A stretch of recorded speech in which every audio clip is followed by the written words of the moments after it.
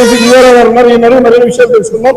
Sir, విమానాశ్రయానికి ప్రారంభోత్సవం సంబంధించి పెద్ద ఎత్తున ప్రజలు అయితే తరలి వస్తున్నారు. ఏదైతే ఈ విమానాశ్రయానికి వెళ్ళే రహదారికి సంబంధించి మొత్తం ఏర్పాట్లన్నీ మీరు ఇక్కడ చూస్తున్న పరిస్థితులు ఎలా ఉండబోతున్నారు? ప్రధానంగా మాకు సంబంధించి చాలా పెద్ద ఈవెంట్. గౌరవ ప్రధానమంత్రి గారు, గౌరవ ముఖ్యమంత్రి గారు, గౌరవ మంత్రివర్యులు అందరూ కూడా వస్తున్నారు. అందుబాటు లక్షలాది మంది ప్రజలు ఈ కార్యక్రమానికి తరలి వస్తున్నారు.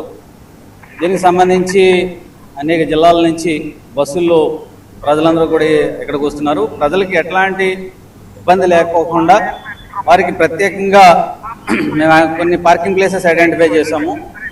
అండ్ నేషనల్ హైవే మీద నుంచి వచ్చే ప్రతి బస్సుని కూడా నేషనల్ హైవే మానిటర్ చేస్తూ, అలాగే వాళ్ళు ఇన్ టైంలో పార్కింగ్ ప్లేస్కి రీచ్ అయ్యే విధంగా మేము ప్లాన్ చేస్తున్నాము. దానికి సంబంధించి దాదాపు 800 మంది ఫోర్స్ని ఓన్లీ ట్రాఫిక్ అలాగే కొద్ది హాఫ్ ఆఫ్ ది పార్కింగ్ దానికి వేయడం జరిగింది. మిగతా మా కొలీగ్స్ కూడా మిగతా ఆఫీసర్స్ పార్కింగ్ ప్లేసెస్ చూస్తున్నారు. దాంతోపాటు క్రౌడ్ కంట్రోల్ కూడా మనకి మానిటరింగ్ చేయడానికి స్పెషల్గా టీమ్స్ పెట్టారు. అంటే ప్రధానంగా చూసుకుంటే దీన్ని ఎన్ని సెక్టార్లుగా విభజించారు, ఏ సెక్టార్లు ఎవరెవరు కేటాయించారు అని ప్రధానంగా చూసుకుంటే విఐపీస్ కూడా వచ్చే అవకాశం ఉన్న నేపథ్యం దీన్ని ఏ విధంగా మీరు చేస్తున్నారు? ఇది యాక్చువల్గా ఈ సెక్టార్స్ అనేది బాగా సీనియర్ ఆఫీసర్స్ ఆధ్వర్యంలో ఇది నిర్వహించబడింది. ఒక్కొక్క సెక్టార్కి డిఐజీ ర్యాంక్లోనూ, మిగతా కొన్ని సెక్టార్లకి ఐజీ ర్యాంక్లోనూ అలాగే ఇవ్వబడ్డది.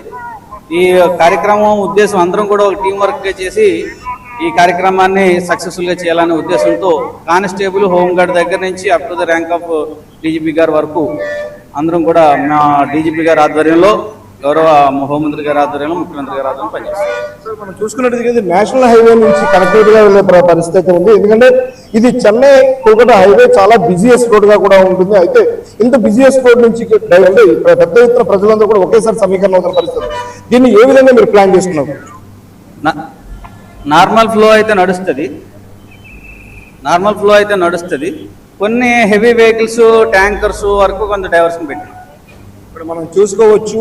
డిఐజీ స్థాయి కేడర్ ఉన్నటువంటి పోలీసు అధికారులతో అయితే మొత్తం పూర్తి స్థాయిలో ఇక్కడ ట్రాఫిక్ ఆంక్షలు కావచ్చు, లేదంటే మొత్తం ఇదంతా కూడా ఒక రకమైన ప్లానింగ్ చేసుకున్న పరిస్థితి మనకి కనిపిస్తుంది. ఓవరాల్ గా మనం చూసుకున్నట్టయితే కనుక లక్షలాదిగా తరలి వస్తున్నటువంటి జనాలను అన్ని రకాలుగా వారికి పార్కింగ్ ఏర్పాట్లు కావచ్చు, ఎటువంటి ల్యాండ్ ఆర్డర్ ఇష్యూస్ కానీ, లేదంటే కనుక ఎటువంటి ఇబ్బందులు కలగకుండా ఉండేందుకు అయితే మాత్రం పెద్ద ఎత్తున ఏర్పాట్లన్నీ చేశారని, ఈ ఏర్పాట్లన్నీ కూడా 100% సక్సెస్ అయ్యే విధంగా కూడా అధికారులందరూ కూడా మొత్తం తమ వంతుగా ప్రత్యేకించి శ్రద్ధ వహించి దీనిపై పూర్తి స్థాయిలో దీన్ని 100% సక్సెస్ చేస్తామంటూ కూడా చెబుతున్న పరిస్థితి మనకి కనిపిస్తుంది.